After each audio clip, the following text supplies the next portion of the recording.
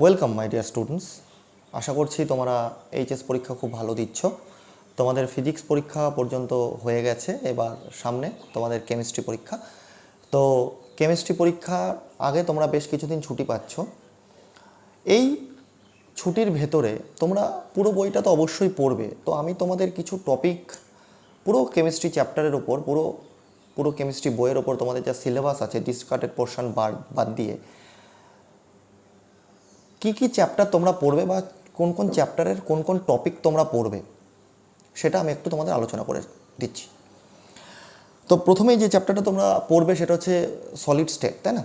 তো সলিড স্টেটের প্রথম যে প্রশ্নটা পড়বে যে কঠিন পদার্থগুলি কেন অসম সারক হয়, তার এক্সপ্লানেশন পরীক্ষাতে কিন্তু আসার মতন একটা প্রশ্ন। দ্বিতীয়ত যে তোমাদের আমি গত ভিডিওতেও বলে দিয়েছিলাম ঘনকাকার, টেট্রাগোনাল, হেক্সাগোনাল, রম্বোহেড্রাল এই ধরনের ক্লাসের যে এ বি সি এবং আলফা বিটা গামা দিয়ে যে তুলনাগুলো, অর্থাৎ কিনারা দৈর্ঘ্য এবং আন্তঃক্ষেয়, সাপোজ কোনো বলে দিল যে কোনো ক্লাসের ক্ষেত্রে a is equal to b is equal to c and alpha beta gamma is equal to 90 degree. তো ক্লাসের গঠনটা কীরূপ বলে তিনটে বা চারটে অপশান থাকবে, সেখান থেকে তোমাদের সঠিক অপশানটা চুজ করতে হবে। এটা একটা তোমাদের ইম্পর্টেন্ট শর্ট কোশ্চেন আসার মতন আমি বলেছিলাম তোমাদের। এখন কথা হচ্ছে যে তোমরা এরপরে যেটা পড়বে কণা সংখ্যা নির্ণয়টা অবশ্যই করে রাখবে, যে প্রত্যেকটার ক্ষেত্রে কটা করে কণা থাকে। হ্যাঁ, যে সরল কোষের ক্ষেত্রে, দেহকেন্দ্রিক, এফসিসির ক্ষেত্রে, পৃষ্ঠকেন্দ্রিকের ক্ষেত্রে কটা করে কণা বর্তমান, সেটা শর্ট কোশ্চেন হিসেবে পড়ে রাখবে। এবং অবশ্যই প্যাকিং ফ্র্যাকশন বা প্যাকিং এফিসিয়েন্সি বা ভরণ দক্ষতা যাই বলো না কেন, তোমরা সিম্পল বিসিসি এফসিসির ক্ষেত্রে কিন্তু অবশ্যই করে যাবে এবং সেখান থেকে ম্যাথমেটিক্যাল প্রবলেমসগুলো কিন্তু অবশ্যই করে যাবে, বাদ কিন্তু দেবে না। অবশ্যই ক্লাসের ঘনত্ব নির্ণয়ের যে অঙ্কগুলো থাকবে অরে থাকে, rho is equal to Z into M by A cube N, এই ফর্মুলা বসিয়ে যে অঙ্কটা থাকে তোমরা সেই অঙ্কটা অবশ্যই করে দেবে। আমার যেটা মনে হয় যে তোমরা এই অঙ্কটা পরীক্ষার জন্য খুব ভালো করে করতে পারো, যে তোমাদের বিগত বছরে এই অঙ্কটা এসেছিল যে একটি মৌল যার ঘনত্ব 7.2 গ্রাম পার সিসি দেহকেন্দ্রিক ঘনকাকার কেলাসিত হয়, যার একক কোষের বাহুর দৈর্ঘ্য 2.88 অ্যাংস্ট্রম। উক্ত মৌলের 156 গ্রামে পরমাণু সংখ্যা এবং একক কোষের সংখ্যা নির্ণয় করো। এই একটা ইম্পর্টেন্ট প্রশ্ন তোমাদের বিগত বছরে যেটা এসেছিল সেখান থেকে তোমরা করবে। আরেকটা বলছি যে ধাতব সোনা পৃষ্ঠকেন্দ্রিক ঘনকাকার কেলাস এফসিসি রূপে কেলাসিত হয়, 2 গ্রাম সোনায় একক কোষের সংখ্যা কত?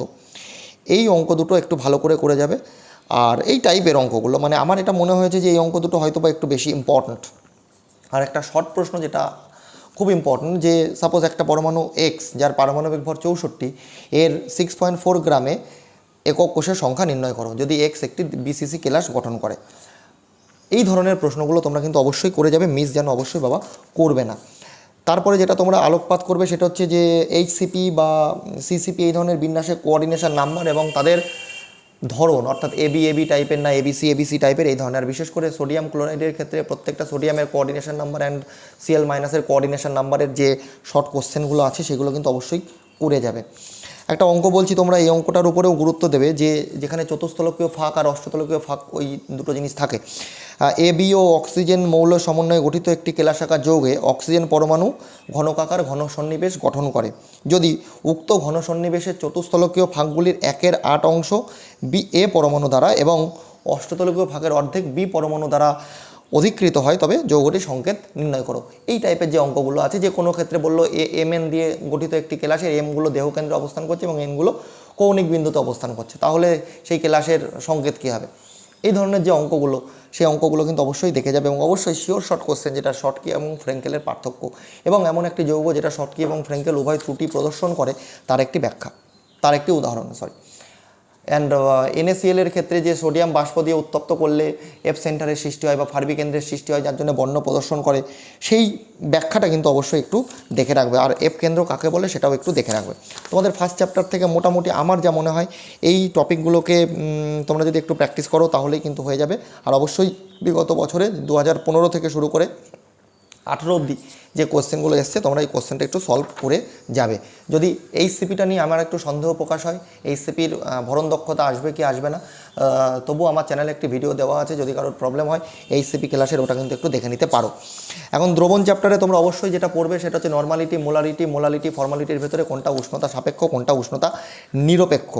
অবশ্যই এইটা কিন্তু একটু ভালো করে তোমরা করে রাখবে। যেমন একটা অঙ্ক আমি বলছি তোমাদের যে HNO3 একটি জলীয় দ্রবণে 47.5% W/V HNO3 আছে, দ্রবণটির নর্মালিটি কত? এখানে W/W দিয়েও আসতে পারে। তো বিগত দিনে আমি যা দ্রবণ চ্যাপ্টার দিয়েছি সেখানে কিন্তু এই অঙ্কটা তোমরা পেয়ে যাবে, অঙ্কটা কিন্তু অবশ্যই দেখে যাবে, মিস করো না।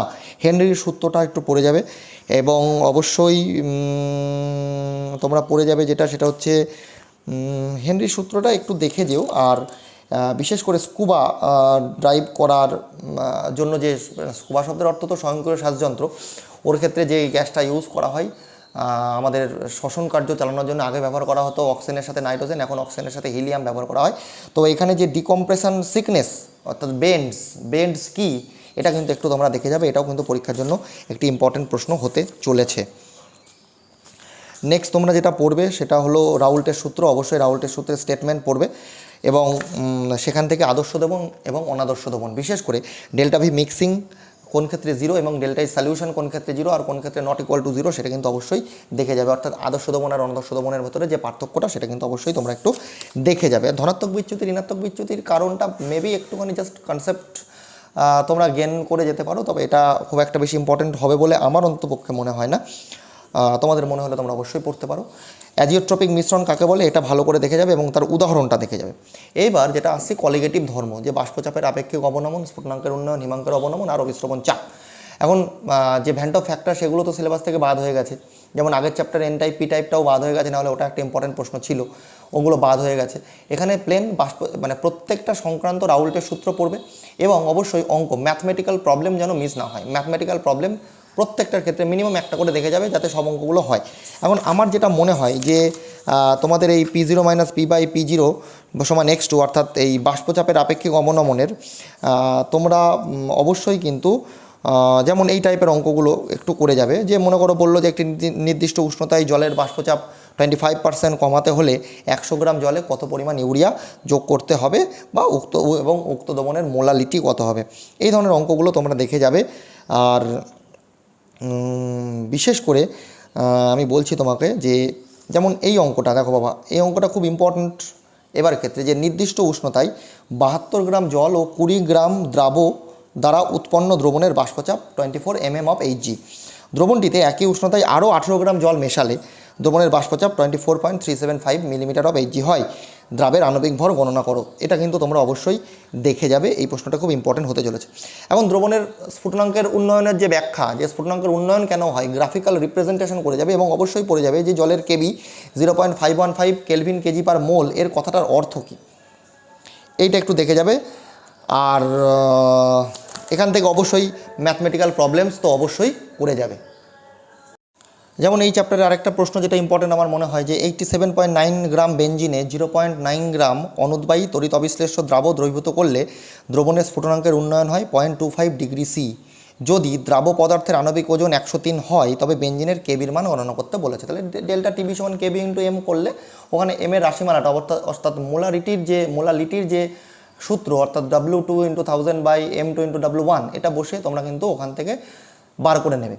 এবার তোমরা ওখান থেকে ডেল্টা টিবি সমান কেবি ইন্টু এম বসাবে, দিয়ে ওখান থেকে তোমরা কেবির মানটা রাশিমালাটা বার করে নেবে। ডেল্টা টিবি অলরেডি গিভেন, ওখানে ডিগ্রি সিটাকে কিন্তু ডিরেক্টলি কেলভিনে না করে তোমরা কিন্তু অবশ্যই, আমি বারবার তোমাদের বলেছি, যদি স্ফুটনাঙ্কের ক্ষেত্রে হয় 373 প্লাস মাইনাস করে দেবে, আর যদি হিমাঙ্কের ক্ষেত্রে হয় তাহলে 273 প্লাস মাইনাস করে দেবে। এটা একটা ব্যাপার তোমাদের বলার। আরেকটা অঙ্ক যেটা করে যাবে, যে 40 গ্রাম বেঞ্জিনে 3.24 গ্রাম সালফার দ্রবীভূত করলে উৎপন্ন দ্রবণের স্ফুটনাঙ্ক বিশুদ্ধ বেঞ্জিনের তুলনায় 0.81 কেলভিন বেশি হয়। কেলভিনে থাকলে ডিরেক্টলি কেবি ডেল্টা টিবি বসিয়ে দিতে পারো। যদি বেঞ্জিনের কেবির মান দেওয়া আছে তবে সালফারের সংকেত নির্ণয় করো, অর্থাৎ সালফারের আণবিকতা তোমাকে কিন্তু বার করতে হবে এখানে। সেমভাবে, একদম সেমভাবে, কোনো রকম কোনো দ্বিমত নেই। যেমন সাপোজ মনে করো তুমি সালফারের ধরে নিলে ধরি N আণবিকতা, তাহলে এই ক্ষেত্রে তুমি যে ওর আণবিক ভর সেটা কত ধরে নেবে, সালফারের আণবিক ভর 32 মাল্টিপ্লাইড বাই N। এবার তুমি ক্যালকুলেশন ফার্দার স্টার্ট করবে। হিমাঙ্কের ক্ষেত্রেও সেম প্রবলেমগুলো করে রাখবে, একই টাইপের অঙ্ক হবে। হিমাঙ্কের আর বাষ্পচাপের স্ফুটনাঙ্কের উন্নয়নের অঙ্কগুলো সেম। এখন অবিশ্রবণের ক্ষেত্রে অবশ্যই কিন্তু ভ্যান টপের সূত্রটা করে যাবে এবং অবশ্যই হাইপোটনিক, হাইপারটনিক আর আইসোটনিক দ্রবণের যে এক্সাম্পলস, সেই এক্সাম্পলসগুলো কিন্তু অবশ্যই করে যাবে। বিশেষ করে আমাদের স্যালাইন ওয়াটারের সংকেত, বা ডাক্তাররা কেন গলায় ব্যথা হলে লবণ জল দিয়ে গার্গিল করতে বলেন, এই ধরনের যে প্রশ্নগুলো আমি তোমাদের বলেছি এর আগেও, সেগুলো কিন্তু অবশ্যই তোমরা করে যাবে। আর মাংস সংরক্ষণে NaCl কেন ব্যবহার করা হয়, বা উচ্চ রক্তচাপযুক্ত রোগীদেরকে কেন লবণ খেতে বারণ করা হয়, এই অঙ্কগুলো তোমরা একটু দেখে নেবে। আর বিশেষ করে এর যে চ্যাপ্টারের অঙ্কগুলো, বিশেষ করে এই অঙ্কটা, যেমন 27 ডিগ্রি সেন্টিগ্রেড উষ্ণতায় ইউরিয়ার একটি জলীয় দ্রবণের অভিস্রবণ চাপের মান দিয়ে দিয়েছে। দ্রবণটিতে লঘু করার পর 42 ডিগ্রি সিতে এর অভিস্রবণ চাপের একটা মান দিয়ে দিয়েছে 105 mm/Hg। দ্রবণটি কত গুণ লঘু করা হলো, এই অঙ্কটা একটু ভালো ইম্পর্টেন্ট। আর বিশেষ করে যেটা ইম্পর্টেন্ট, যে 27 ডিগ্রি সেন্টিগ্রেড তাপমাত্রায় 2.5 গ্রাম প্রোটিনের 600 ml জলীয় দ্রবণের অভিস্রবণ চাপ 25 mm/Hg। প্রোটিনের আপেক্ষিক আণবিক ভর নির্ণয় করো। এই অঙ্কগুলো এখানে কিন্তু পরীক্ষায় দেবে। আর যেটা বিগত বছরেও এসেছে, মানবদেহের রক্ত 27 ডিগ্রি সি উষ্ণতায় গ্লুকোজের 5.722% W/V জলীয় দ্রবণের সাথে আইসোটনিক হলে রক্তের অভিস্রবণ চাপ নির্ণয় করো। এটা একটা ইম্পর্টেন্ট প্রশ্ন। অ্যান্ড যেটা মানে ধরে নাও এবার পরীক্ষাতে আসার সম্ভাবনা প্রবল, সেটা হচ্ছে 300 কেলভিন উষ্ণতায় 500 ml 2.5% ইউরিয়ার জলীয় দ্রবণের সাথে 500 ml 2% সুক্রোজের জলীয় দ্রবণ মেশানো হলো, মিশ্র দ্রবণটির অভিস্রবণ চাপ গণনা করো। এই যে ছোটো ছোটো প্রবলেমগুলো, সেগুলো কিন্তু তোমরা অবশ্যই করে রাখবে, এগুলো কিন্তু যেন মিস না হয়। আচ্ছা, এবার তোমরা যেটা যাবে যে তড়িৎ রসায়ন। দেখো, তড়িৎ রসায়নের ক্ষেত্রে আমি তোমাদের বলি, বিশেষত তোমরা প্রথমেই যেটা পড়বে সেটা হচ্ছে লবণ সেতুর কার্যপ্রণালী, লবণ সেতুর এক্সাম্পল, এটা যেন মিস না হয়। আচ্ছা, দ্বিতীয়ত নানস্টের ইকুয়েশানটা প্লেন জেনে যাবে। আর প্রমাণ তড়িৎদ্বার বিভবের সংজ্ঞা, ব্যাস, এখানে আর কিছু পড়ার দরকার নেই। আচ্ছা, এইখানে তোমাদের তড়িৎ রাসায়নিক শ্রেণীতে যে E0 ভ্যালুগুলো মনে রাখার কোনো দরকার নেই। E0 ভ্যালুগুলো মেবি গিভেন অর্থাৎ E0 ভ্যালুগুলো দেওয়া থাকবে। তোমরা একটা জিনিস মনে রাখবে যে E0 ভ্যালু যখনই ক্যালকুলেশন করবে রিডাকশান পোটেনশিয়াল হিসাবে করবে সবসময়ের জন্য। এবার যার রিডাকশান পোটেনশিয়ালের মান যত বেশি হবে, অর্থাৎ প্রমাণ বিজারণ বিভবের মান যার যত বেশি হবে, তার বিজারণের প্রবণতা তত বেশি হবে। অর্থাৎ যদি দুটো সেল দেওয়া থাকে, দুটো হাফ সেল দেওয়া থাকে, এবং সেই দুটোকে তোমরা কম্পেয়ার করবে, কম্পেয়ার করে দেখবে যে কোন ক্ষেত্রে তোমার বিজারণ বিভবের মান বেশি, তাকে কিন্তু অবশ্যই বিজারণ করবে, এবং যার কম তার অবশ্যই জারণ করবে। আর পরীক্ষাতে যদি ওই সেলের মানটা যদি জারণ আকারে দেওয়া থাকে, তোমরা কিন্তু অবশ্যই সেটাকে বিজারণ আকারে কনভার্ট করে নিয়ে তবে গিয়ে কম্পেয়ার করবে। এটা তোমাদের আমি আগেও বলেছি। আচ্ছা, তোমরা এখানে সাপোজ যে কোনো একটা ইকুয়েশন মানে সেল দিয়ে দিয়ে, সাপোজ Zn/Zn2+ সল্টব্রিজ Cu2+/Cu, এখান থেকে তোমাদের কিন্তু নানস্টের ইকুয়েশানে বসিয়ে সেখান থেকে সেল ক্যালকুলেশন করার ম্যাথমেটিক্যাল প্রবলেমস কিন্তু পরীক্ষাতে থাকবেই থাকবে, এ নিয়ে কোনো দ্বিমত কিন্তু নেই।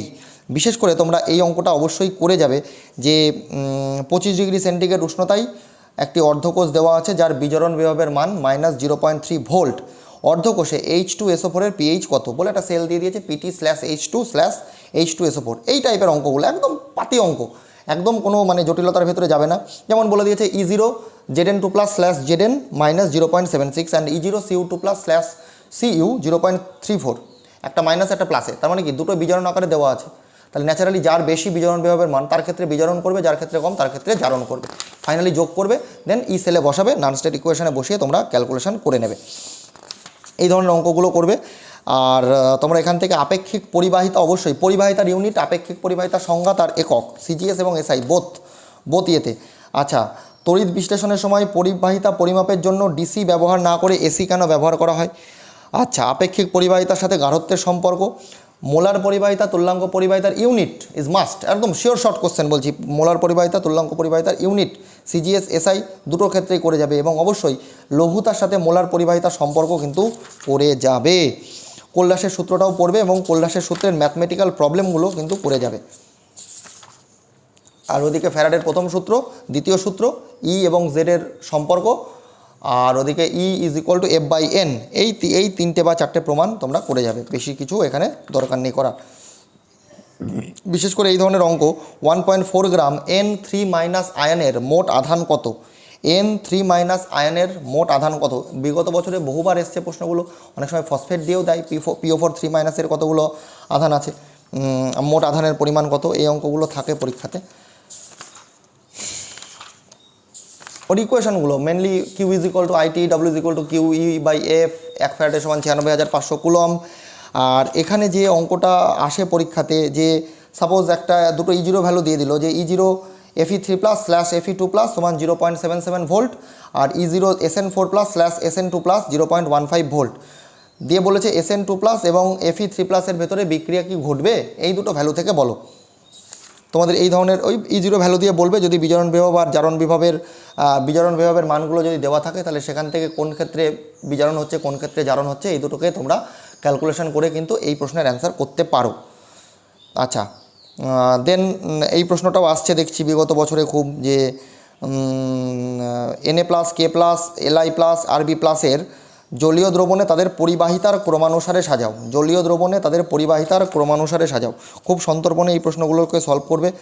0.1 নর্মাল HCl দ্রবণের পরিবাহিতা 0.1 নর্মাল অ্যাসিটিক অ্যাসিড দ্রবণ অপেক্ষা বেশি কেন? সম্পূর্ণরূপে বিয়োজিত হয়ে যায় না বাবা, যদি তীব্র তড়িৎ বিশ্লেষ্য হয় তাদের ক্ষেত্রে পরিবাহিতা ন্যাচারালি বেশি হবে। আচ্ছা, তড়িৎ রসায়নের পরে তোমরা যেটার উপরে গুরুত্ব দেবে এবার সবথেকে বেশি রাসায়নিক গতিবিদ্যা, খুব ইম্পর্টেন্ট। একদম ছোট চ্যাপ্টার, অনেকগুলো পোর্শন বাদ দিয়ে দিয়েছে কিন্তু তবুও প্রচুর নাম্বারের প্রশ্ন আসবে এই চ্যাপ্টার থেকে, তোমরা সবাই জানো। তাহলে প্রথমেই যেটা পড়বে তাপ বিক্রিয়ার গতি, বিক্রিয়ার হার নির্দেশক সমীকরণ, যে কিভাবে বিক্রিয়ার হার নির্দেশক সমীকরণ প্রকাশ করা হয়। আচ্ছা, এখানে অবশ্যই শূন্যক্রম, প্রথম ক্রম, দ্বিতীয় ক্রমের একটা একটা করে উদাহরণ, ঠিক আছে।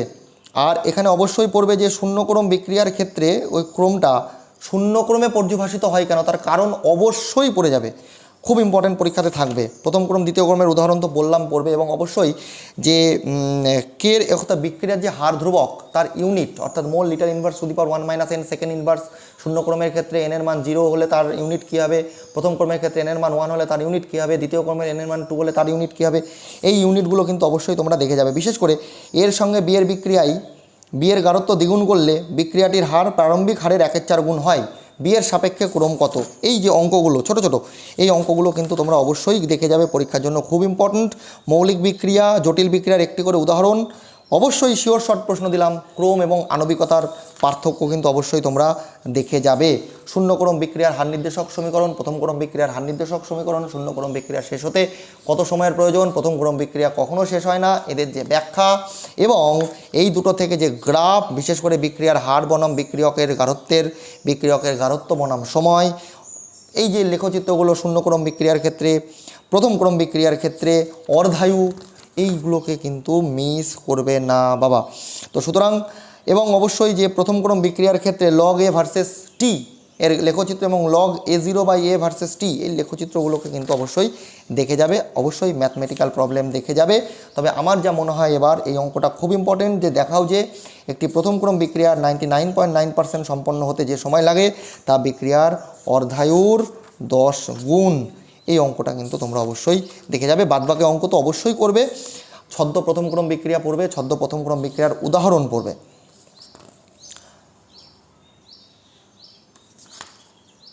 সক্রিয়করণ শক্তিটা তোমাদের বাদ দিয়ে দিয়েছে, সক্রিয়করণ শক্তি নিয়ে কোনো আলোকপাত করার কোনো দরকার নাই। আচ্ছা, যেমন এখানে বলি তোমাদেরকে একটু, যেমন অতিরিক্ত জলের উপস্থিতিতে মিথাইল অ্যাসিটেটের আম্লিক আর্দ্র বিশ্লেষণ একটি প্রথম ক্রম বিক্রিয়া, কিন্তু ক্ষারীয় আর্দ্র বিশ্লেষণ একটি দ্বিতীয় ক্রমের বিক্রিয়া, উদাহরণ দাও, ব্যাখ্যা করো। এইটাকে কিন্তু একটু ভালো করে বাবা করে যাবে, মিস যেন না হয়। দেখো, রাসায়নিক গতিবিদ্যার পর তোমাদের যেটা আসছে পৃষ্ঠতলীয় রসায়ন। পৃষ্ঠতলীয় রসায়নটা অবশ্যই যেটা তোমরা পড়বে, দেখো ভৌত অধিশোষণ, রাসায়নিক অধিশোষণের পার্থক্য। ভৌত অধিশোষণের উপর চাপ ও উষ্ণতার প্রভাব, রাসায়নিক অধিশোষণের উপরে চাপ ও উষ্ণতার প্রভাব, যেন মিস না হয়। বিশেষ করে পড়বে অধিশোষণ প্রক্রিয়ায় ΔH নেগেটিভ, অর্থাৎ অধিশোষণ একটি তাপদায়ী প্রক্রিয়া, একদম শিওর শর্ট কোশ্চেন পরীক্ষাতে দেবেই। অধিশোষণ একটি তাপদায়ী বিক্রিয়া, অর্থাৎ ΔH এর মানটা নেগেটিভ, এটা প্রমাণ করতে হবে। ΔG সমান ΔH - T ΔS, এই ইকুয়েশন থেকে তোমরা প্রমাণটা পড়ে নেবে। আচ্ছা, রাসায়নিক অধিশোষণের ক্ষেত্রেও সেম জিনিসগুলো পড়বে, চাপ ও উষ্ণতার প্রভাব এবং গ্রাফ। অবশ্যই ভৌত এবং রাসায়নিক অধিশোষণের পার্থক্য, তাদের গ্রাফ। ভৌত অধিশোষণে x/m ভার্সেস টি গ্রাফ এবং রাসায়নিক অধিশোষণে x/m ভার্সেস টি গ্রাফ। আর ফ্রয়েন্ডলিসের অধিশোষণীয় সমতাপীয় যেটা আইসোথার্ম, সেটা কিন্তু অবশ্যই তোমরা দেখে যাবে। আচ্ছা, অনুঘটক থেকে তোমরা যতটা সম্ভব জিনিসগুলো পড়ে যাবে। বিশেষ করে গুরুত্ব দেবে দ্রাবক আকর্ষী, দ্রাবক বিকর্ষী, কোলয়েড এবং ওই যে বিস্তৃত দশা, বিস্তার মাধ্যম। বিস্তৃত দশা যদি কঠিন হয়, বিস্তার মাধ্যম কঠিন হলে কোলয়েডের নাম কী হবে, কঠিন তরল হলে কী হবে, কঠিন গ্যাসীয় হলে কী হবে, তরল হলে কী হবে। বিশেষ করে ইমালশনটার উপরে গুরুত্ব দেবে, কুয়াশার উপরে গুরুত্ব দেবে। হ্যাঁ, আচ্ছা, CMC ক্রিটিক্যাল মাইসেল কনসেন্ট্রেশন আর ক্রাফট উষ্ণতাটা একবার দেখে যেও। এখান থেকে মানে অপলয়নটা পড়ে যাবে, অপলয়নের কারণ, অপলয়ন কাকে বলে, অপলয়নের কারণ। আচ্ছা, এখানে তোমরা আপাতত এইগুলোই মোটামুটি দেখে যাবো। আচ্ছা, ব্রাউনীয় মোশনটা একটু দেখে যাবো, ব্রাউনীয় গতিটা। আর অবশ্যই এখানে তোমরা যেটা পড়ে যাবে সেটা হলো সুলজে হার্ডি নিয়মটা ভালো করে দেখে যাবে। সুলজে হার্ডি নিয়ম থেকে প্রশ্ন দেবে, স্বর্ণ সংখ্যা থেকে প্রশ্ন থাকবে পরীক্ষায়। সুলজে হার্ডি নিয়ম আর স্বর্ণ সংখ্যা, যেমন AS2S3 সলের তঞ্চনে NaCl অপেক্ষা LCl3 বেশি কার্যকরী কেন, অর FeOH হল 3 তলের তঞ্চনে NaCl অপেক্ষা Na2SO4 বেশি কার্যকরী কেন, এই ধরনের প্রশ্নগুলোকে অবশ্যই কিন্তু দেখে যাবে। মৌল সময়ের পৃথকীকরণ নীতি তোমাদের বাদ হয়ে গেছে। আচ্ছা, আমি পি ব্লক সম্পর্কে তোমাদের এর আগে তথ্য দিয়ে রেখেছি। পি ব্লক থেকে খুব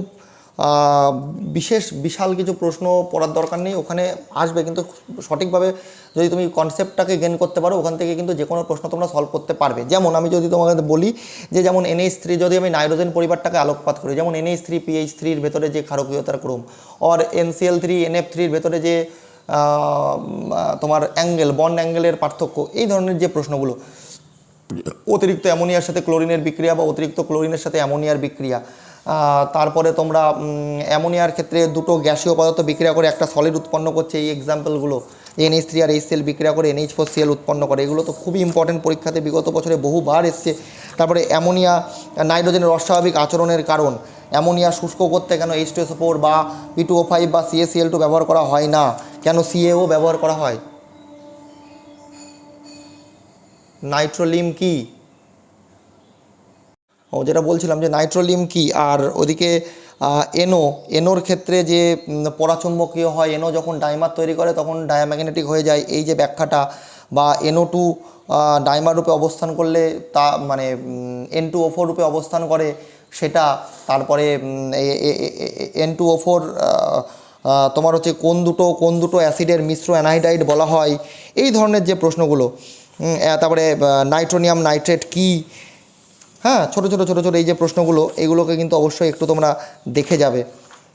তারপরে তোমরা আমি এর আগে যে অক্সেন পরিবারের খুব ইম্পর্টেন্ট কিছু প্রশ্ন আছে, যেমন অক্সেন পরিবারে বিশেষ করে সালফারের ক্ষেত্রে যে প্রশ্নগুলো, যেমন SO2 SO3-র গঠন, এদের ভেতরে কে বেশি ধ্রুবীয়, কে ধ্রুবীয় নয়, কে অধ্রুবীয়, তাদের ক্ষেত্রে কার ক্ষেত্রে পিপাই পিপাই বন্ডিং হয়, কার ক্ষেত্রে পিপাই টিপাই বন্ডিং হয়, বিশেষ করে SF6 ACF6 TEF6-এর আর্দ্র বিশ্লেষণের ক্রম, SF6 তৈরি হয় কিন্তু SH6 তৈরি হয় না কেন, এই ধরনের প্রশ্নগুলো।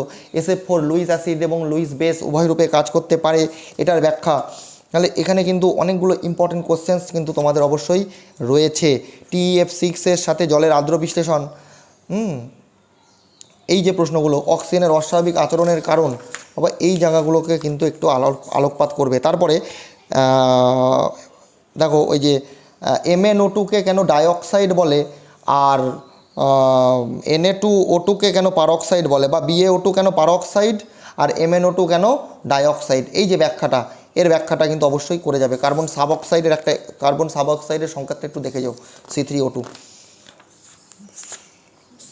আচ্ছা, SO2-র জারণ ধর্ম বিজারণ ধর্ম, very very very important question. SO2 জারণ ধর্ম বিজারণ ধর্ম, যা কিছুই করো না কেন, K2CR2O7-এর সাথে করতে পারো, KMnO4-এর সাথে করতে পারো, হ্যাঁ, FeCl3-র সাথে করতে পারো। জারণ বিজারণ দুটো ধর্মেরই উদাহরণ। সালফার ডাই অক্সাইডের বিরঞ্জন ধর্মটা দেখে যাবে অবশ্যই, sure short question, sulphur die অক্সাইডের বিরঞ্জন ধর্ম, ওদিকে ক্লোরিনের বিরঞ্জন ধর্ম। দেখো হ্যালোজেন পরিবার থেকে বিশেষ করে প্রশ্ন পড়ে যাবে যে ফ্লুরিন, ক্লোরিন, ব্রোমিন, আয়োডিনের তোমার ওদের যে বন্ড ডিসোসিয়েশন এনথালপির যে ক্রম, অবশ্যই কিন্তু দেখে যাবে বন্ড ডিসোসিয়েশন এনথালপির ক্রম। আর আমি বলেও দিচ্ছি যে chlorine greater than bromine greater than fluorine greater than iodine, এটা কিন্তু অবশ্যই নোট ডাউন করে নেবে।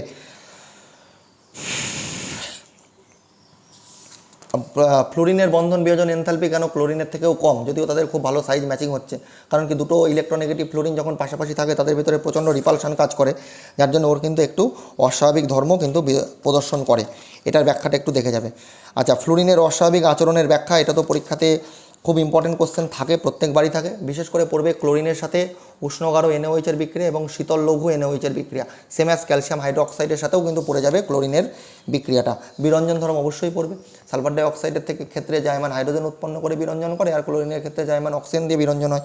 দুটো বিরঞ্জন আলাদা, কোনটা স্থায়ী কোনটা অস্থায়ী সেটা দেখে যাবে। আন্তঃহ্যালোজেনের সক্রিয়তা কেন হ্যালোজেনের থেকে বেশি, অবশ্যই দেখে যাবে। HOCl, HClO2, HClO3, HClO4-এর যে আম্লিক ধর্মের ব্যাখ্যা, সেটাও কিন্তু তোমরা অবশ্যই দেখে যাবে। যেমন এখানে একটা প্রশ্ন দিয়েছে IF7-এর অস্তিত্ব আছে কিন্তু ICl7-এর নয়, বা ICL এর সক্রিয়তা I2 অপেক্ষা বেশি কেন? এই যে প্রশ্নগুলো এগুলো কিন্তু দেখে যাবে। নোবেল গ্যাস থেকে অবশ্যই প্রত্যেকটার XCF2, XCF4, XCF6, OF2, XCOF4, XCO2F2 যতগুলো আছে জেননের যতগুলো যৌগ আছে তাদের প্রত্যেকের ইন্ডিভিজুয়াল স্ট্রাকচার এবং তাদের হাইব্রিডাইজেশন, বিশেষ করে কোনটা আকার সিস সেটা কিন্তু অবশ্যই কিন্তু তোমরা দেখে যাবে, অর্থাৎ বিকৃত চতুস্থলকীয় বা সিস যেটা XCO2F2 সেটা দেখে যাবে। এবং অবশ্যই এদের আর্দ্র বিশ্লেষণ অর্থাৎ XCF2, XCF4, XCF6 এর আর্দ্র বিশ্লেষণটা দেখে যাবে। XCOF4 এর সাথে SiO2 অর্থাৎ XCOF4কে কেন কাচ পাত্রে রাখা যায় না তার কারণটাও কিন্তু দেখে যাবে। OF6 এর অস্তিত্ব নেই কেন, একটা শর্ট প্রশ্ন আমার চোখে পড়লো এখানে, সেটাও একটু দেখবে। আর বিশেষ করে আমি বলছি একটা প্রশ্ন, NO2+ এবং NO2- এর মধ্যে কার বন্ধন কোণের মান বেশি? ওদিকে PCl5 কঠিন অবস্থায় কীরূপে অবস্থান করে, PCl4+, PCl6- আর গ্যাসীয় অবস্থায় কীরূপে আচরণ করে, এই যে প্রশ্নগুলো ছোট ছোট সেটা কিন্তু দেখে যাবে তোমরা। SF4 আর্দ্র বিশ্লেষিত হয় কিন্তু SF6 হয় না কেন? এই গেল তোমাদের টোটাল চ্যাপ্টার। আচ্ছা, ডি এবং এফ ব্লকের বিশেষ করে তোমরা সাধারণ ইলেকট্রন বিন্যাস এবং তাদের জারণ সংখ্যাগুলো অবশ্যই দেখে যাবে, তাদের বর্ণের ব্যাখ্যাটা পড়ে যাবে। যেমন বর্ণের ব্যাখ্যা বলতে গেলে আমাদের দুটো তিনটে জিনিস আসে, সেটা হচ্ছে কারোর যদি DD ইলেকট্রন স্থানান্তর হয় তাহলেই সে বর্ণ প্রদর্শন করবে, নতুবা সেটা বর্ণ প্রদর্শন করবে না। আরেকটা কারণ হয় যদি চার্জ ট্রান্সফার হয়, যেমন কারোর যদি ডি ইলেকট্রন নাও থাকে, যেমন MnO4- K2Cr2O7 KCrO4 ইত্যাদি যৌগগুলোর, K2Cr4 ইত্যাদি যৌগগুলোর ক্ষেত্রে কী হয়, ডি অরবিটালে কোনো ইলেকট্রন থাকে না, তবু এরা কিন্তু বর্ণ প্রদর্শন করে। তাহলে ডি অরবিটাল নেই তবু বর্ণ প্রদর্শন করছে, এদের পিছনে কারণ হচ্ছে ligand to metal charge transfer. আর ম্যাক্সিমাম ক্ষেত্রে দেখা যাবে যে যাদের ক্ষেত্রে অযুগ্ম ইলেকট্রন বর্তমান তারাই কিন্তু বর্ণ প্রদর্শন করবে, বিশেষ করে সন্ধিগত মৌলগুলো যারা আছে। এখন তোমরা অবশ্যই ডি ব্লক মৌলগুলোর সাধারণ ইলেকট্রন বিন্যাস, তাদের জারণ সংখ্যা এগুলো দেখে যাবে, বিশেষ করে টাইটানিয়ামটার উপরে গুরুত্ব দেবে আর স্ক্যান্ডিয়ামের উপরে গুরুত্ব দেবে, আর ম্যাঙ্গানিজের ক্ষেত্রে তো হাইয়েস্ট অক্সিডেশন স্টেট +7 হয় সেটার উপরেও গুরুত্ব দেবে, আর অসমিয়ামের কিন্তু ঘনত্ব সর্বাধিক হয় সেটার উপরেও গুরুত্ব দেবে। টাংস্টেনের সবথেকে বেশি গলনাঙ্ক 3400 ডিগ্রি সেন্টিগ্রেড, সেটাও একটু তোমরা নোট ডাউন করে নেবে। আচ্ছা, এখানে অবশ্যই একটা প্রশ্ন থাকে পরীক্ষায় যে TiH2O6Cl3 যৌগটি রঙিন কিন্তু TiCl3 কেন তোমার TiH2O6Cl3 কেন রঙিন কিন্তু TiCl3 কেন বর্ণহীন? দুটোতেই ডিতে তো একটা মাত্র ইলেকট্রন আছে। দেখো এখানে স্ববর্গীয় তত্ত্ব তোমাদের কিন্তু কাজ করছে। স্ববর্গীয় তত্ত্বের ক্ষেত্রে তোমরা এই ব্যাখ্যাটা স্ববর্গীয় তত্ত্ব দিয়ে দেবে, কারণ আমরা জানি, দেখো পিছনে আমার ডি অরবিটালগুলো ছবি আঁকা আছে, ডি অরবিটালগুলো অ্যাকচুয়ালি ডিজেনারেট হয়, অর্থাৎ তাদের শক্তির কিন্তু কোনো পার্থক্য থাকে না, কিন্তু তথাপি স্ববর্গীয় যৌগের ক্ষেত্রে অর্থাৎ কোঅর্ডিনেশন যৌগের ক্ষেত্রে কিন্তু ওরা বর্ণ প্রদর্শন করে ডিডি ইলেকট্রন স্থানান্তরের জন্য। তার মানে কি হচ্ছে, ওই ক্ষেত্রে যেগুলো ডিজেনারেট ডি অরবিটাল ছিল সেগুলো কোঅর্ডিনেশন যৌগের ক্ষেত্রে কি হচ্ছে, বিভাজিত হয়ে যাচ্ছে, সেটা অক্টেন্ডাল ফিল্ডের ক্ষেত্রে আলাদাভাবে, টেট্রাহেড্রাল ফিল্ডের ক্ষেত্রে আলাদাভাবে, সেটা তোমরা ভিভিটি সিএফটিতে সবাই পড়েছো। এখন কথা হচ্ছে যে ডি অরবিটাল যেটা T2G এবং ইজিতে ভাঙে, সেক্ষেত্রে কী হচ্ছে, যে 5টা ডি অরবিটালের ভেতরে নিচে যাচ্ছে 3টে, উপরে যাচ্ছে 2টো, নিচ থেকে আগে যেটা ডি অরবিটালগুলোর এনার্জি ডিজেনারেট ছিল অর্থাৎ সেম ছিল, ভাঙার পর অর্থাৎ কোঅর্ডিনেশনের যৌগের ক্ষেত্রে ওদের এনার্জি কী হচ্ছে, 3টে এনার্জি সেম থাকছে, 2টোর এনার্জি সেম থাকছে, 3টের আর 2টোর ভেতরে পার্থক্য তৈরি হচ্ছে, এনার্জি গ্যাপ তৈরি হচ্ছে, যার ফলে কিন্তু ইলেকট্রনের ট্রানজিশন হচ্ছে। তাহলে TiH2O6Cl3তে টি এর জারণ সংখ্যা +3, ওখানেও ডিতে একটা মাত্র ইলেকট্রন আছে, সেই ইলেকট্রনে কিন্তু ডিডি ট্রানজিশন সম্ভব জাস্ট বিকজ অফ ওটা একটা কোঅর্ডিনেশন যৌগ। কিন্তু TiCl3 নর্মাল আয়নীয় যৌগ, ওর ক্ষেত্রে ডিতে একটা ইলেকট্রন আছে ঠিকই, কিন্তু সেই ইলেকট্রনে কিন্তু ডিডি ট্রানজিশন কোনোভাবেই কিন্তু সম্ভব নয়, সেজন্য ওর কিন্তু বর্ণ প্রদর্শন করবে না। এটা একটা খুব ইম্পর্টেন্ট প্রশ্ন তোমাদের এই চ্যাপ্টারে, বিশেষ করে গুরুত্ব দেবে। নামকরণের উপরে তো গুরুত্ব দেবেই, নামকরণ তো পড়বেই, EAN নির্ণয় করা শিখবে, এফেক্টিভ অ্যাটমিক নাম্বার, এবং ওখান থেকে হোমোলেপটিক কমপ্লেক্স, হেটেরোলেপটিক কমপ্লেক্সের একটা করে উদাহরণ, পাই অ্যাসিড লিগ্যান্ডের একটা করে উদাহরণ, EDTA হেক্সাডেন্টেড লিগ্যান্ড, একটা মোনোডেন্টেড বাইডেন্টেড লিগ্যান্ডের উদাহরণ ইত্যাদিগুলো দেখে নেবে। NiCl4 2- NiCN4 2- এর চৌম্বক ভ্রামক, ঠিক আছে, তার স্ট্রাকচার এগুলো দেখে নেবে। CuNH3 4 2+ এর ওর স্ট্রাকচার অর্থাৎ ভিভিটি দিয়ে ওর ব্যাখ্যা কীভাবে করেছে তার ব্যাখ্যাটা অবশ্যই দেখে নেবে, এবং একটা হেক্সা কোঅর্ডিনেটের ক্ষেত্রেও করে রাখবে, CuNH3 3+ করতে পারো বা 2+ করতে পারো, যে কোনো একটা ভিভিটি দিয়ে ওর ব্যাখ্যাটা দেখে নেবে। এবং একটা জিনিস মাথায় রাখবে, যদি আনপেয়ার্ড ইলেকট্রন থেকে যায় একটাও, তাহলে সেটা প্যারাম্যাগনেটিক হবে। ওর সূত্র আমরা μ = √n × n+2 বা √4s × s+1 করে বার করতে পারবো মিউ এর মান। সিএফটির ওখানে CFSE কাকে বলে, ক্রিস্টাল ফিল্ড স্টেবিলাইজেশন এনার্জি, যদি তোমরা বার করা শিখে থাকো অর্থাৎ -4dq × x + 6dq × y করে, তাহলে কিন্তু তোমরা দুটো একটা দেখে যাবে, আদারওয়াইজ দেখার দরকার নেই। ওখানে সিনার্জিক এফেক্টটা একটু দেখে যাবে। কথা বলতে পারলে বাবা? তাহলে সবর্গীয় তত্ত্বে তোমরা এই জিনিসগুলো কিন্তু অবশ্যই দেখে যাবে। ও এফ ব্লকটা আমি বলতে ভুলে গেলাম, এফ ব্লকেরও সাধারণ ইলেকট্রন বিন্যাস এবং তাদের সাধারণ যে যোজ্যতা অর্থাৎ +3 সেটা দেখে যাবে। আর বিশেষ করে ওই 14টার ভেতরে 15টার ভেতরে অর্থাৎ ল্যান্থানাইট যে সিরিজটা আছে, অর্থাৎ তোমার হচ্ছে lanthanum, cerium, praseodymium, neodymium, promethium, samarium, europium, gadolinium, terbium, dysprosium, holmium, erbium, thulium, ytterbium, লুটেশিয়ামের যে ভেতরে কোন কোন ক্ষেত্রে +2 জারণ সংখ্যা আছে, দুটোর ক্ষেত্রে +2 আছে আর দুটোর ক্ষেত্রে +4 আছে। আমি এর আগেও বলেছি, আমি এক্সপ্লেন করছি না, কিন্তু তোমরা কিন্তু এই দুটো একটু দেখে যাবে। আচ্ছা, ডি অরবিটালের ছবিগুলোকে একটু এঁকে যাস বাবা, তাহলে তোদের ক্ষেত্রে সুবিধা হবে অনেক। চিলেট যৌগের সুস্থিতি কেন বেশি হয়, চিলেট যৌগের সেটার ব্যাখ্যাটা একটু দেখে যাস। আর ক্রিস্টাল ফিল্ড স্টেবিলাইজেশন এনার্জি কীভাবে লিগ্যান্ডের উপরে ডিপেন্ড করে সেটাও একটু যত স্ট্রং ফিল্ড লিগ্যান্ড হবে তার ক্রিস্টাল ফিল্ড স্টেবিলাইজেশন এনার্জি কিন্তু তত বেশি হবে। এটা কিন্তু একটা ইম্পর্টেন্ট প্রশ্ন, তোদের একটু দেখে যাস। আচ্ছা, এবার তোরা আসছি পুরোপুরি কী বলে আমাদের অর্গানিক কেমিস্ট্রির ভেতরে। শোনো, অর্গানিক কেমিস্ট্রির একদম কিছু শিওর শর্ট কোশ্চেন্স আমি বলছি তোদের। শোন, প্রথমত যে প্রশ্নটা করে যাবি SN1 SN2 থেকে প্রশ্ন হবে, RS থেকে প্রশ্ন হবে, অর্থাৎ আর বা এস এবং কনফিগারেশন বার করতে দেবে, নামকরণ করতে দেবে, একদম শিওর থাক। দ্বিতীয়ত হচ্ছে তোমার দিতে পারে এই ধরনের প্রশ্ন যে সাপোজ বেঞ্জাইল ক্লোরাইড কেন SN1 অ্যাক্টিভ, বেঞ্জাইল ক্লোরাইডের ক্ষেত্রে সিলভার নাইট্রেট দিলে কেন AgCl এর অদক্ষেপ হয়, কেন ক্লোরোবেঞ্জিনের ক্ষেত্রে হয় না, এটা একটা ইম্পর্টেন্ট কোশ্চেন। দ্বিতীয়ত ভিনাইল ক্লোরাইড আর অ্যালাইল ক্লোরাইড অর্থাৎ CH2 ডবল বন্ড CHCl আর CH2 ডবল বন্ড CH2Cl এদের ভেতরে কীভাবে তোমরা পার্থক্য করবে সিলভার নাইট্রেট দিয়ে, এই প্রশ্নটা কিন্তু একটু অবশ্যই দেখে যাবি, এখান থেকে প্রশ্ন কিন্তু দেবে। আচ্ছা, হ্যালো অ্যালকেন আর হ্যালো অ্যারিনসের ভেতরে RS তো একটা বললাম, SN1 SN2 একটা বললাম টপিক। এখানে অবশ্যই যেটা করে যাবি তোরা স্যান্ডমায়ার রিয়াকশানটা করে যাস, গ্যাটারম্যান, মানে এখানে কোনো প্রশ্ন বাদ দিবি না। মানে কোনো প্রশ্ন বলতে আমি বলতে চাইছি যে অর্গানিকের যে নেম রিয়াকশান যতগুলো আছে, আমার একটা ভিডিওই আছে পুরো নেম রিয়াকশানের উপর, একটা বা দুটো তিনটে ভিডিও দেওয়া আছে। তো তার নেম রিয়াকশান যেন কোনোভাবে বাদ না হয়, বিশেষ করে NBS এর ইউজ, N-ব্রোমোসাক্সিনামাইডের ইউজ কিন্তু অবশ্যই দেখে যাবি। দেখ, ক্লোরোবেঞ্জিন থেকে ফেনল প্রস্তুতি দেবেই পরীক্ষায়, ধরে রাখ। এবং ওর যে অন্তর্বর্তী যৌগ অর্থাৎ বেঞ্জাইন ইন্টারমিডিয়েট, এটা কিন্তু ভেরি ইম্পর্টেন্ট। ক্লোরোবেঞ্জিনের যখনই সাবস্টিটিউশন হচ্ছে অর্থাৎ NO2 গ্রুপ আসছে প্যারাতে বা অর্থতে থাকলে, তখন ক্ষেত্রে কী হচ্ছে কন্ডিশান, যেগুলো আগে অনেক বেশি কন্ডিশানে রিয়াকশান করছিল, যত বেশি ইলেকট্রন উইথড্রয়িং গ্রুপ থাকবে তার কিন্তু কন্ডিশান আস্তে আস্তে কমে যাবে। এটা একটু দেখে যাবি তোরা অবশ্যই। বিশেষ করে ওর যে যেমন C6H5Cl অপেক্ষা CH3Cl এর আর্দ্র বিশ্লেষণ অনেক সহজে ঘটে, সিম্পল রিয়াকশান। এই ক্লোরোবেঞ্জিন আর ক্লোরোমিথেন দেবেই পরীক্ষায়, একদম শিওর থাক। আচ্ছা, ব্রোমোবেঞ্জিন থেকে ডয়টেরিও বেঞ্জিনের ট্রান্সফরমেশনটা করে যাস।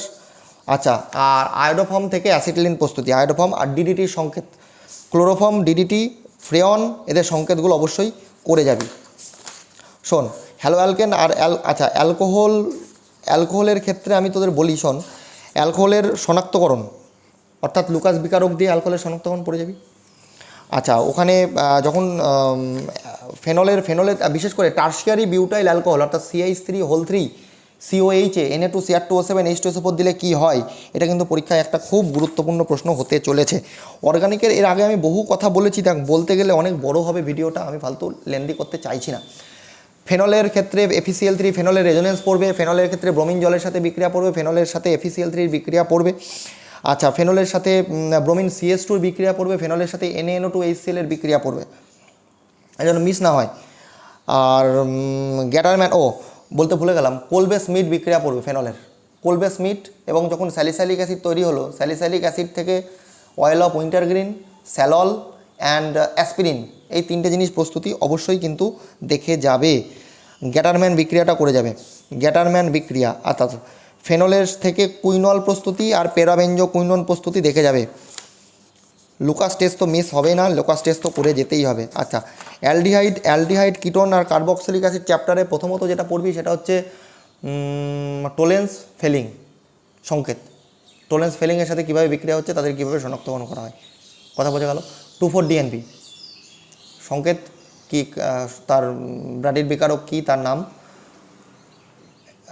বিভিন্ন ধরনের অ্যালডিহাইডের ভিতরে রাসায়নিক সক্রিয়তার ক্রম, বিভিন্ন ধরনের কিটোনের ভিতরে রাসায়নিক সক্রিয়তার ক্রম, অ্যালডল, ক্যান্নিজারো, টিশেঙ্কো, সব রকমের বিক্রিয়াগুলো, বেনজয়েন থেকে শুরু করে যত রকমের নেম রিয়াকশানগুলো আছে এই চ্যাপ্টারে সবগুলো করে যাবে। আর যখন তুই বেঞ্জালডিহাইডের ভেতরে ঢুকছিস তখন বেঞ্জালডিহাইডের ভেতরে অবশ্যই পার্কিন থেকে শুরু করে, হ্যাঁ, তারপরে তোমাদের বেনজয়েন তো বললাম একটু আগে, বেনজয়েন থেকে শুরু করে ভিটিক থেকে শুরু করে তোমাদের তারপরে যেটা বলতে ভুলে গেলাম, ওই অ্যালডিহাইড এবং কিটোনের সাথে অ্যালকোহলের যে বিক্রিয়াটা, অ্যালডিহাইড এবং কিটোনের সাথে অ্যালকোহলের বিক্রিয়া, অর্থাৎ যেটা অ্যাসিটাল আর কিটাল উৎপন্ন হয়, সেটা কিন্তু বায়ার ভিলিজারটা বলতে ভুলে গেছি। বায়ার ভিলিজারটা অবশ্যই কিন্তু দেখে যাবে, বায়ার ভিলিজার যেন মিস না হয়। আর SiO2 ব্যবহার, SiO2 সিলেনিয়াম ডাইঅক্সাইডের ব্যবহার পরীক্ষাতে শিওর শর্ট কোশ্চেন। ওদিকে ক্লিমেনশন আছে, উলফ কিশনার আছে, ক্লিমেনশন আছে, উলফ কিশনার আছে, ক্লেইজেন স্মিথ আছে। আর অ্যালডলের ভেতরে যেটা ক্যান্ডিজারের ভেতরে যেটা ইম্পর্টেন্ট মোস্টলি এবার আসবে পরীক্ষাতে, এই CHOর সাথে C6H5CHOর বিক্রিয়াটা, কোনটা অ্যাসিড হবে কোনটা অ্যালকোহল হবে সেটা কিন্তু অবশ্যই তোমরা দেখে নেবে, অবশ্যই কিন্তু পড়ে যাবে। আচ্ছা, অ্যাসিটনের থেকে মেসিটিলিন প্রস্তুতি, ফোরন প্রস্তুতি আর মেসিটাইল অক্সাইড প্রস্তুতি, এই তিনটে অবশ্যই কিন্তু দেখে যাবে। আচ্ছা, ওদিকে অ্যাসিডের বিক্রিয়াটাই HBZ বিক্রিয়া পড়ে যাবে। তারপরে অ্যাসিটিক অ্যাসিড থেকে অ্যাসিড ক্লোরাইডের মাধ্যমে আনডিস্টার্ড বিক্রিয়াটা পড়ে যাবে। এগুলো তো মানে শিওর শর্ট প্রশ্নের ভেতরে একদম বলছি, মানে এমন। স্মিড বলতে ভুলে গেছি, স্মিড পড়ে যাবে। স্মিডের যে অন্তর্বর্তী যৌগ, ওদিকে রাইমার্টিম্যান বলতে ভুলে গেছি, রাইমার্টিম্যান পড়ে যাবে। এগুলো তো সব শিওর শর্ট কোশ্চেন। যতগুলো নেম রিয়াকশান বলছি আমি একটা ডিসক্রিপশন বক্সে আমি একটা লিঙ্ক দিয়ে দেবো, ওখান থেকে গিয়ে অর্গানিক কেমিস্ট্রি একটা নোটস আছে, ওই নোটটা ডাউনলোড করে নেবে তোমরা। নোটটা ডাউনলোড করে নিয়ে ওখান থেকে পড়ে নিও। আর বিভিন্ন অ্যাসিডের যে অ্যাসিডিটির ক্রম, সেই ব্যাখ্যাগুলো পড়বে তোমরা মোটামুটি। আর অ্যামিন, নাইট্রোজেন কম্পাউন্ড থেকে, নাইট্রোজেন কম্পাউন্ডের ক্ষেত্রে অ্যানিলিনের যে রাসায়নিক সক্রিয়তা, অ্যানিলিন আর অ্যামিনের, মিথাইল অ্যামিনের যে ক্ষারকীয়তার ক্রম, বিভিন্ন ধরনের, তারপরে নাইট্রোবেনজিন থেকে মুলিকেন বার্কার পদ্ধতি, কার্বিলামিন পদ্ধতি, কার্বিলামিন বিক্রিয়া। হ্যাঁ, তারপরে তোমাদের গেল অ্যাসিটাইলেশান, মানে অ্যানিলিনের যে প্রোটেকশন বিক্রিয়া, যে CH3COCl বা অ্যাসিটিক অ্যানাইডাইড দিলে NH2 এর সাথে NHCOCH3 হবে, এই বিক্রিয়াগুলো কিন্তু অবশ্যই করে যাবে। বিশেষ করে RONO কে SNHCl দিয়ে বিজারণ করলে ROH আর NH2OH হয়। ওখানে একটা প্রশ্ন বলতে আমি ভুলে গেছি, যে তোমার হচ্ছে যদি আমি RCl এ যদি NaNO2 দিই, তা বা NaCN দিই, RCl এ যদি NaCN দিই তাহলে RCN উৎপন্ন হয়, কিন্তু AgCN দিলে RNC উৎপন্ন হয়, ওর ব্যাখ্যা। বা NaNO2 দিলে RNO2 উৎপন্ন হয়, বা AgNO2 দিলে RONO উৎপন্ন হয়, এর ব্যাখ্যাটা কিন্তু অবশ্যই পড়বে। নাইট্রোবেনজিনের বিভিন্ন মাধ্যমে বিজারণ, অর্থাৎ প্রশম মাধ্যম, অ্যাসিড মাধ্যম, ক্ষারীয় মাধ্যম, প্রত্যেকটা মাধ্যমে বিজারণ, প্রত্যেকটা জিনিস তোমরা কিন্তু খুচকার যে জিনিসগুলো আছে এইগুলোকে কিন্তু একটু অবশ্যই আলোকপাত করবে। বাবা, ভিডিওটা পুরোটা দেখে নে তোরা। মোটামুটি আমি একটা ভিডিওর ভেতরে যেহেতু বলছি, সুতরাং সমস্ত টপিকগুলোকে ওভারকাম করা সম্ভব না। ওখানে হফম্যান অবনমন পরীক্ষা আছে, হফম্যান অবনমনটা করে যাস। আচ্ছা, অ্যানিলিনের সাথে Na2Cr2O7 এর বিক্রিয়া, CF3CO3H এর বিক্রিয়া এবং H2SO5 এর বিক্রিয়া, সবগুলো করে যাবি। বিশেষ করে অ্যানিলিন থেকে অর্থোনাইট্রো অ্যানিলিন আর প্যারানাইট্রো অ্যানিলিন প্রস্তুতি একদম খুব ভালো করে যাবি। তো সুতরাং এই চ্যাপ্টারগুলোর উপরে তোরা ভালো করে গুরুত্ব দে বাবা।